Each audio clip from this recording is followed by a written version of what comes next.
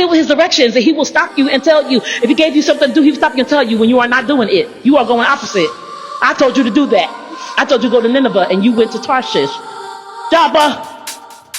Somehow, they're on a boat. Oh yeah, we're getting on a cruise. He told him to go to, I don't even remember telling him to get on a boat. I don't remember that water was in the picture. It could have been, I don't know. I'm not a resident of Joppa. I don't know. But I do know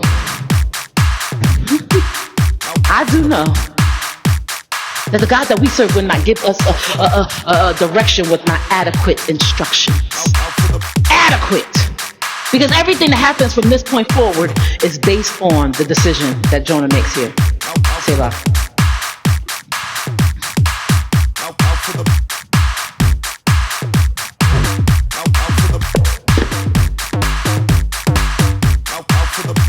Spew. Love it. That's a perfect spewing sound, right? Here's the thing. It doesn't matter what anybody else calls you or what they do to you. God, about me being God's blessing and his affirmation, I become God's spew. I have become God's spew. But going opposite. Take a moment. Think about it. John's on a boat. Oh yeah, we are having a boat party. Yeah. They're on a yacht. No, they're not. But they could have been. Lil Yachty could have been on there with them. No? Okay. Could have been his boat. No. Alright. They was on a boat. And so, being on a boat, you do some boat things. It's got nautical, it's getting nautical, and it's supposed to be landical, right? At the pool, we talk about that. I went to the thing and I said, okay, I need the schedule. They said, for what? I said, I need the on deck schedule. I need the schedule for on deck. They said, okay, yeah. I need to know what's going on deck. Because in the water and on land are two totally different things. And if Sandra says kayak, right? There's a move, kayak. There's a whole bunch of moves, and she shouts them out as we do them. Everything, I've been in for 5 years, so everything is nautical.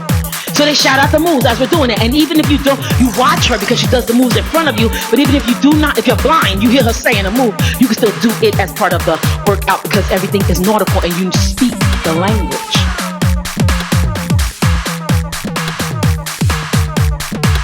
And because common folk, we're having common ground, we do common things because we have become nautical. I have an issue. Because I say Abraham was a man of faith, but Abraham had a nephew named Lot, right? A nephew named Lot. And so Lot held up Abraham's blessing because Lot wanted to do everything that Abraham did, go everywhere with Abraham, and Abraham consented. I believe Abraham took Lot with him because he felt responsible for Lot. He took accountability for someone that God wanted to get under his belt, and God did not get a handle on Lot until way after. Way after what? We don't know. But we know that Abraham was, Lot was looking for another father, because Lot's father died. When Abraham left he took Lot with him. But the Bible clearly says, get away from your family and from your father's house. Your father's house means your father's house and everybody inside of it. And since Abraham's brother had died, it was 3 boys. Since Abraham's brother had died, I believe Lot's living in the father's house. And even if he wasn't living in the father's house, he's a part of what we would consider the father's house. And as a result of that, you should not have taken, if God said get away from the father's house, why are you taking the father's house with you? But I got another issue with Lot. Let's just explain the whole thing I set up with Lot. I got a whole issue with Lot, because Lot is a lot of trouble. Lot is a whole lot of trouble. Why? Because when Lot came into the picture, Lot caused Abraham's inheritance to be split a couple of ways, and he things that should have been singular became plural. Things that should have been barren gave kids. Sometimes you are supposed to be barren. I don't care what nobody say. Lot's daughters were not supposed to have kids,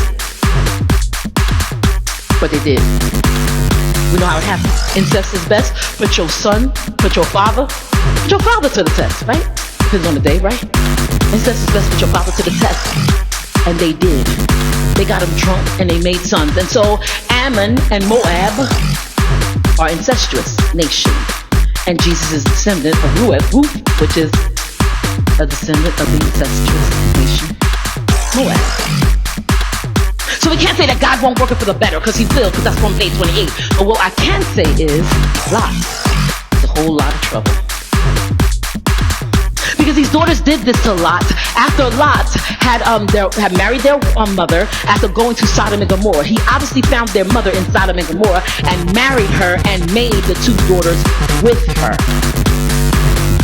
And these are the same two daughters that had sons with him and caused this whole, I'm not even going to go into it, but it's an issue. Nobody wants to deal with the Moabites.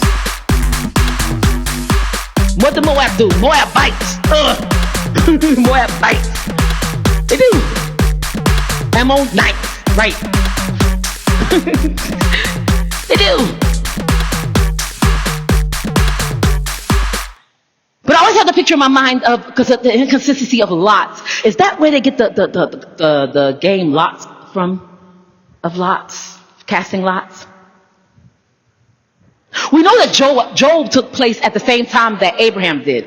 But Jonah, I'm not sure. Jonah was a minor prophet, and though it sounds a little like Job, it's not the same book. And so I believe that Jonah may have taken place, right? Because Tarshish and Joppa were funded cities, but Jonah probably took place after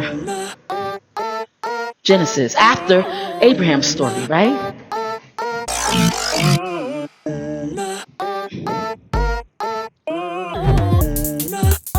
My question is, was it, because you always hear the statement, it's accounted to him as righteousness, or accounted to him for righteousness. But Bible says Job was a righteous man. I always said if Abraham was really God's friend, why did Job get his name on? They were created at the same time, right? The story happened at the same time. Why did Job get his name on a book, but Abraham did not? Abraham was just a part of Genesis. Could it be that Abraham was from that thing that he did, when you get away from your family and from your father's countrymen, right? Your father's household, right? Get away from them. Could it be that one thing, taking when God said leave behind, taking it with you, could that one thing have caused him not to be righteous, but to have an account for it, so he could put money in it? I need to put money in my account because I am deficient in it. I am bankrupt in it. I don't have no righteousness for it. And Job, though, was a righteous man, he did not do it. When God told him to do something, he did it. He questioned God, but he did not disobey him outrightly. And then Abraham forgot to meet God at the tree. So again, we got these lots, and we got another tree. They were sitting up underneath the tree, leaning on the tree and eating. Jesus said, I will be back this time next year, and Sarah will have a child. Somehow, Abraham forgot his meeting. He didn't put God in for that time slot. What he heard was, when Jesus said, I will be back from this time next year, I will be back. This time next year, Abraham didn't hear that. What Abraham heard was, Sarah will have a child. What makes me righteous? Complete and total obedience. Whether I'm spew or tree or wither leaf, I must be obedient. I must follow the call that I'm given and do it properly. My only inference is all of the trouble that Abraham went through as a result of what happened to him stemmed from him. I would say there was a stemming and a birthing in Lot. Why? Because there would have been no Sarah and Hagar situation if it wasn't for Lot. That God wanted to bring a promised child, and that's what God promised. He said the sands of the shore, right, or the clouds in the sky, or whatever he said about that. You know, like the fruitfulness, right? He's going to make Abraham just as fruitful. But then Abraham ended up waiting 25 years. Because God can say, I'm going to bless your house, but if you bring an idol into it, that will tear down that blessing and cause you to wait. It won't get rid of the blessing. Your kids may receive the blessing, but it will cause you to have to wait millenniums for it. Some of us are walking around in blessing. We have blessings surrounded us. God counts us righteous, but we can't take hold of it. So people that will live in your house later on, you don't have kids, people, random people that will live in the room that you're in later on will take hold of it because you did not listen. Isn't it fun? I said, no, that makes sense for being the reason why Abraham might have needed an account. Because Job was righteous, Abraham needed an account. Okay?